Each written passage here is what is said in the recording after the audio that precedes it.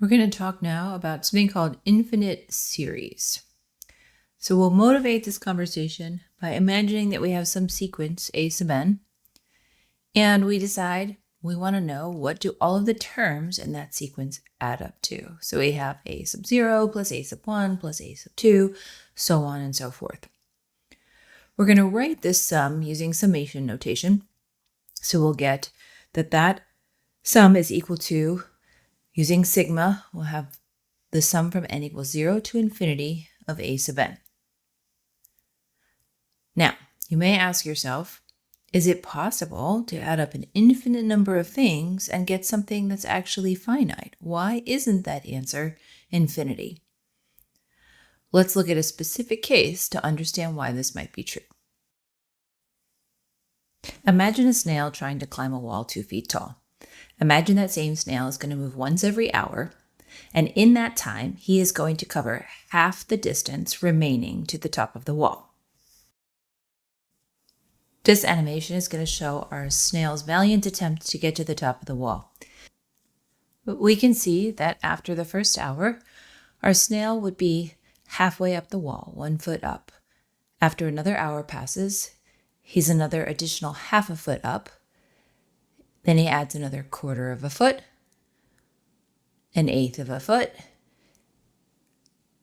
1/16 of a foot, and so on and so forth. And by zooming in, we can see that no matter how many hours have passed, there's always a little bit of space that our snail has not yet managed to cover in his climb up the wall. It follows then from our snail's journey that the sum of all of the distances he makes over each of those hours has to be less than or equal to the total distance up the wall, given that no matter how many hours have passed, there'll still be a little bit of space for our snail to cover.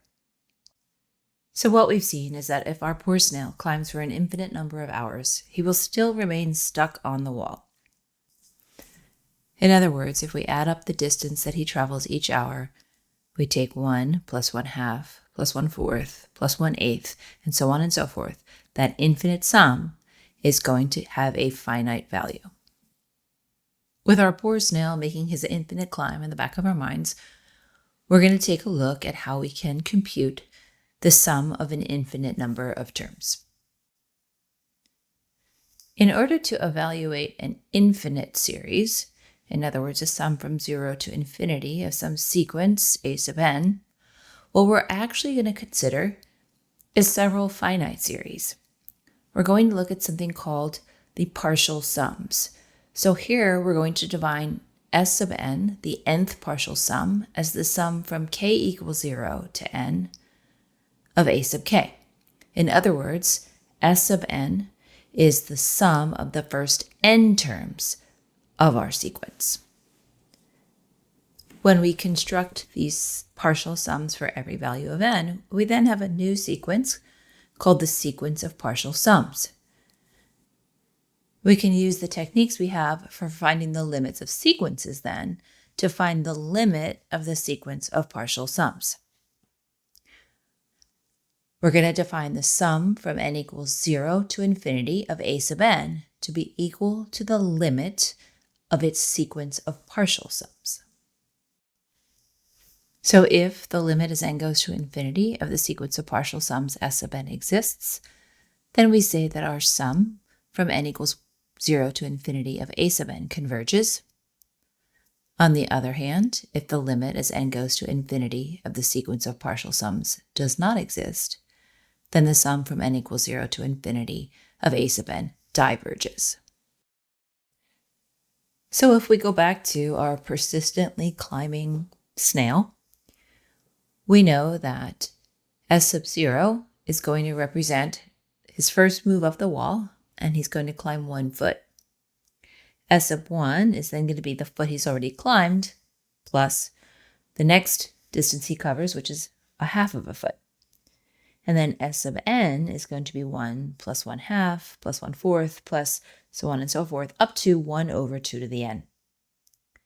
And then we can define the entire distance that our snail climbs as the sum from n equals 1 to infinity of 1/2 to the n, And we know that that is going to be the limit as n goes to infinity of our partial sums S sub n. So let's go ahead and evaluate that sequence of partial sums and see if we can conclude that our snail does in fact climb the entire wall if we give him an infinite number of hours in which to make the climb. So we know that S sub 0 is going to be equal to 1. And we know that S sub 1 is 1 plus 1/2. And we also know that S sub n is 1 plus 1/2 plus 1/4, and so on, all the way out to 1 over 2 to the n. If we look at S sub n, we can actually factor out 1/2. And that's going to give us 2 plus 1 plus 1/2 plus 1/4 plus, and so on and so forth, up to 1 over 2 to the n minus 1, if we factor out 1/2 from each of those terms. Notice that this piece right here, actually this piece right here, that is going to be equal to S sub n minus 1. We also know that S sub n is S sub n minus 1 plus an additional 1 over 2 to the n, because each partial sum just adds on one more term to the previous partial sum. So now we have two different expressions for S sub n. We can set them equal to each other. So we have that S sub n is 1/2 of 2 plus S sub n minus 1. That's this expression right here. And that is also equal to S sub n minus 1 plus 1 over 2 to the n. That's this expression right there. Now we're going to do some algebra. So I am going to go ahead and distribute my 1/2 on the left-hand side. So I get 1 plus 1/2 of S sub n minus 1 is equal to S sub n minus 1 plus 1 over 2 to the n. I'm trying to get an expression for S sub n minus 1.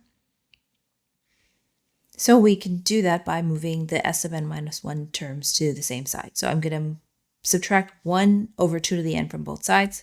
So I get 1 minus 1 over 2 to the n on the left. And on the right, I get S sub n minus 1 minus half of S sub n minus 1. Well, of course, the right-hand side is just equal to half of S sub n minus 1. And we can multiply both sides of that by 2 to get that 2 minus 1 over 2 to the n minus 1 is equal to S sub n minus 1.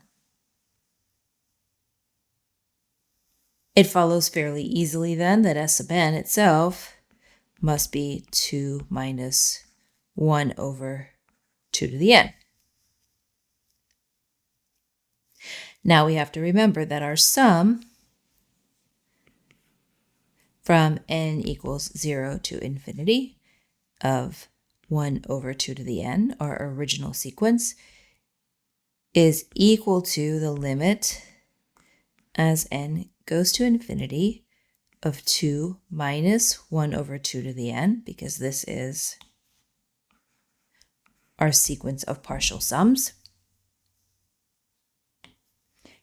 And we know from what we know about limits and sequences that we can apply what we know about the function 1 over 2 to the x to evaluate this sequence. This term right here on the right is going to go to 0. As n goes to infinity, the denominator gets infinitely large, which means, wrote that backwards, that the whole thing goes to 0, which means our limit is exactly equal to 2, which means that our snail's total distance is in fact the 2 feet on the wall.